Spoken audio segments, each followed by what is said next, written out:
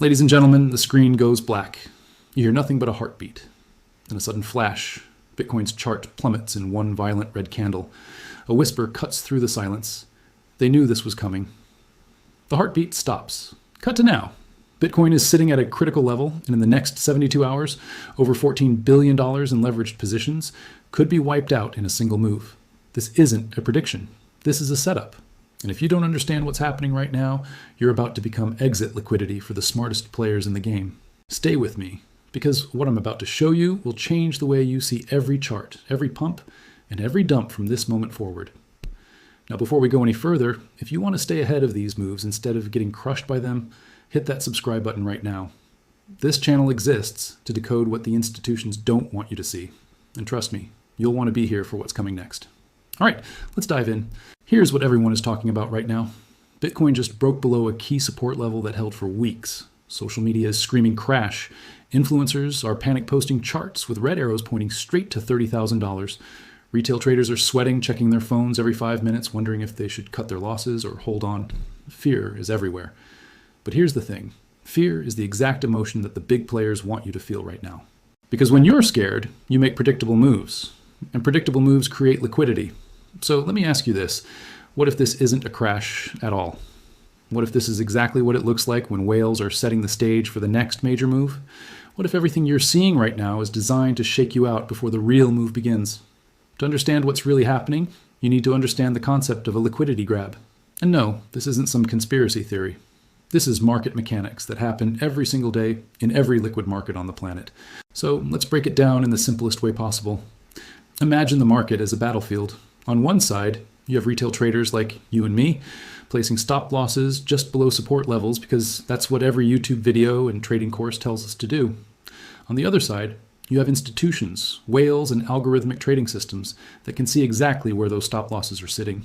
They see the clusters, they see the liquidity pools, and here's the kicker, they need that liquidity to fill their massive orders without slipping the market against themselves. So what do? They push the price just far enough to trigger your stop loss, to activate those sell orders, to create a cascade of liquidations that gives them the liquidity they need to enter their real position. Then, once they've grabbed that liquidity, the price snaps back. You're out of your position. They're in. You think you got stopped out by bad luck. They know they just executed a textbook liquidity grab.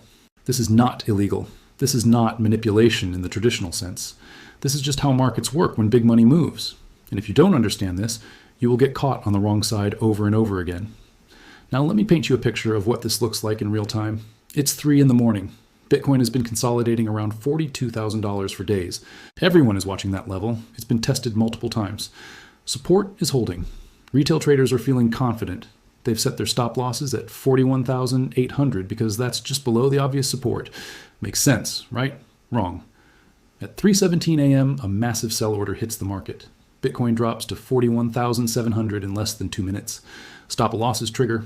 Longs get liquidated, panic spreads, and then, just as fast as it dropped, the price reverses. By 4 a.m., Bitcoin is back at 42,300. What just happened? A liquidity grab.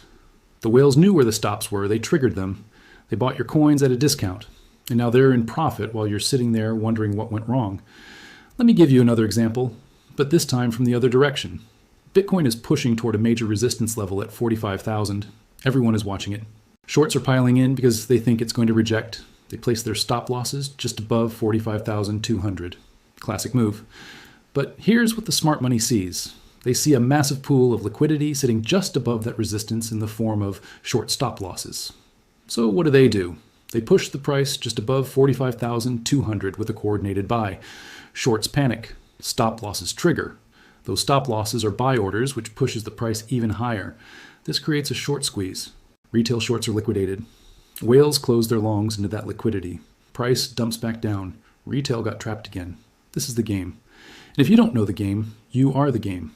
Now here's where it gets even more interesting. Let's talk about what's happening behind the scenes that most people never see. We're not just talking about whales with big wallets anymore. We're talking about institutional order flow, exchange data, liquidity pools on derivatives, exchanges, and even the impact of Bitcoin ETFs. You see, when a Bitcoin ETF buys or sells, they're not doing it on Coinbase like you and me. They're working with authorized participants and market makers who execute massive block trades in ways that minimize market impact. But those trades still need liquidity. And where do you think they get it? From predictable retail clusters sitting at obvious levels. Here's something most people don't realize. Exchanges can see your orders. Market makers can see order book depth. Algorithmic systems can calculate where the highest concentration of stop losses are likely sitting based on historical patterns and common trading strategies. They know that most retail traders use the same risk management rules. Stop loss below support, stop loss above resistance, 2% risk per trade. They've got your playbook. And they use it against you. This isn't personal, it's business, it's probability, it's execution. Let's go deeper into the mechanics. When Bitcoin moves, it doesn't move because of some mystical force. It moves because of order flow, buying pressure versus selling pressure. But not all orders are created equal. A $10 million buy order has a very different impact than $10,000, $1,000 buy orders. Big money moves differently. They don't market buy and hope for the best. They accumulate slowly when no one is watching. They trigger liquidity events to get better entries. They understand where the imbalances are in the order book, and they exploit those imbalances ruthlessly. Right now, as I'm recording this, Bitcoin is sitting at a critical juncture. We've got a liquidity gap below us around 39,000 and another one above us around 47,000. What does this mean? It means there are price levels where very few orders exist in the order book. If the price moves into those zones, it can move fast because there's nothing to slow it down. No support, no resistance, just air. And here's the thing. Those gaps don't get filled by accident. They get filled when big players decide it's time. So the question isn't if we're going to see a move into one of those gaps. The question is which one and when. Let me show you how this plays out in different scenarios. Scenario 1, crash. In this scenario, macro liquidity tightens. The Fed holds rates higher for longer. Stablecoin inflows dry up. Leverage in the system is too high. A catalyst hits. Maybe a major exchange issue, maybe a regulatory crackdown, maybe a macro shock. The market dumps to grab liquidity below, triggering cascading liquidations, and we see a flush down to that 39,000 level or even lower. Retail panics. News headlines scream Bitcoin is dead again. And smart money accumulates at levels they've been waiting for. This is the fear scenario. But here's what most people miss. Even in a crash scenario, this is just liquidity provision for the next leg up. Scenario 2, consolidation with a fake out. In this scenario, we get a move down toward that lower liquidity zone. Maybe we wick into it, stops get triggered, longs get flushed, fear spikes, and then we see an aggressive reversal. This is the liquidity grab I've been talking about. It looks like a crash for a few hours or maybe a day. But it's actually just a hunt. The whales grab the liquidity they need, the weak hands are out, and then the real move begins. This is the scenario where retail loses twice. Once on the stop out, and again when they don't buy back in because they're scared. Scenario 3, breakout. In this scenario, positive catalysts align. Maybe the Fed pivots. Maybe ETF inflows surge. Maybe stablecoin supply expands rapidly. Momentum builds. Bitcoin pushes through resistance, triggers the short stops above, creates a short squeeze, and we gap up into that 47,000 liquidity zone and beyond. Retail FOMO's in late. Smart money is already positioned. This is the greed scenario. Just like the crash scenario, it's driven by liquidity mechanics, not hopium.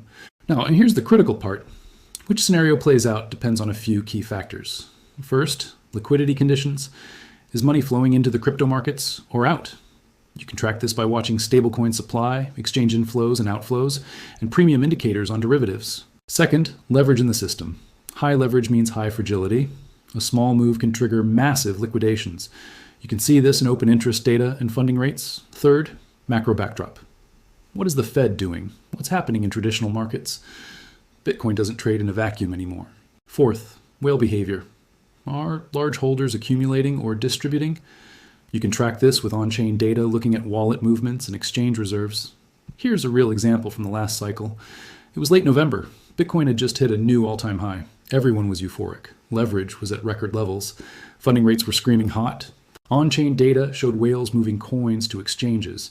And then, in one violent move, Bitcoin dropped 15% in a single day. Billions in longs liquidated. Retail was destroyed. But here's what happened next. Within 2 weeks, Bitcoin was back at new highs.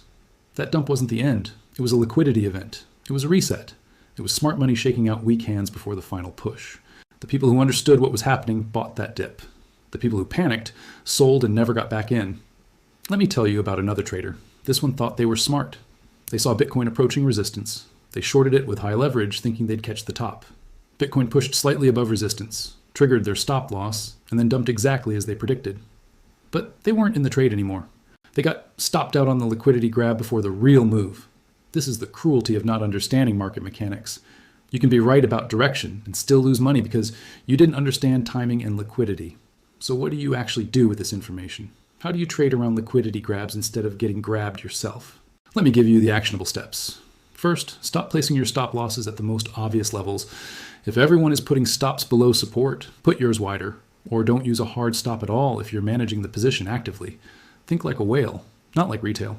Second, watch for false breakouts and fake breakdowns. When price quickly violates a level and then immediately reverses, that's often a liquidity grab. That's your signal, not your stop out. Third, pay attention to time and volatility. Liquidity grabs often happen during low volume hours when it's easier to move the market. 3 a.m. wicks aren't accidents. Fourth, use on-chain data and derivatives data to see what smart money is doing. Are whales accumulating? Is leverage too high? Are funding rates extreme? These are your clues. Fifth, understand that volatility is not your enemy. Volatility is liquidity redistribution. If you position yourself correctly, violent moves are opportunities, not disasters. Sixth, manage your risk in a way that allows you to survive the liquidity grab. If you're using leverage, use less than you think you should. If you're spot trading, have conviction in your thesis and don't let a quick shakeout scare you out of a good position. Seventh, zoom out. Most liquidity grabs resolve within hours or days. If your thesis is based on weeks or months, don't let short-term price action controlled by market makers dictate your decisions. Now let's talk about what you should absolutely not do. Do not FOMO into a move after a massive green candle thinking you're missing out. That candle might be the liquidity grab before the reversal. Do not panic sell after a massive red candle thinking it's the start of a crash. That candle might be the liquidity grab before the bounce. Do not over-leverage thinking you can handle the volatility. You can't. The market will find your liquidation price and it will take you out. Do not trade emotionally. Fear and greed are the fuel that powers liquidity grabs. If you're feeling extreme emotion, you're probably on the wrong side. Do not ignore macro conditions. Bitcoin is correlated to liquidity conditions now more than ever. If global liquidity is tightening, be cautious. If it's expanding, be aggressive. Here's the truth that no one wants to tell you. The market is designed to take money from impatient, emotional, underinformed traders and give it to patient, calculated, well-informed players. You get to choose which one you are. Every liquidity grab is a transfer of wealth. The only question is whether you're the one giving or the one receiving. And the difference between those two outcomes is knowledge, discipline, and understanding how the game is really played. Right now, Bitcoin is at a decision point. We've got liquidity zones above and below. We've got macro uncertainty. We've got high leverage in the system. We've got whales positioning. And we've got retail watching, waiting, hoping, fearing. Something is going to happen. The liquidity is going to get grabbed. The question is whether you'll see it coming or whether you'll be the liquidity. Watch the levels I mentioned. Watch the data. Watch the behavior of the market at key zones. And most importantly, watch yourself. Watch your emotions. Watch your reactions. Because the market is watching you too. So here's what you need to remember from everything we just covered. Liquidity grabs are not crashes. They're mechanics. They happen at predictable times, in predictable ways to predictable traders. If you understand where the liquidity is, you understand where the market is likely to go in the short term. Big money needs your stop losses to fill their orders. Don't give them easy targets. Use wider stops, smaller size, and better positioning. Watch for false breakouts and breakdowns as signals, not failures. Manage risk like your survival depends on it, because it does, and never, ever trade with more emotion than information. The next few weeks are going to be critical. We're either setting up for a major flush that becomes the buy of the year, or we're consolidating before the next leg higher, or we're breaking out into price discovery. All three scenarios are driven by the same thing: liquidity. And now you know how to read it. If this video just changed the way you see the markets, wait until you see what I'm preparing for the next one. Subscribe now so you don't miss it. And remember, in this game, knowledge isn't just power, it's profit. Stay sharp out there.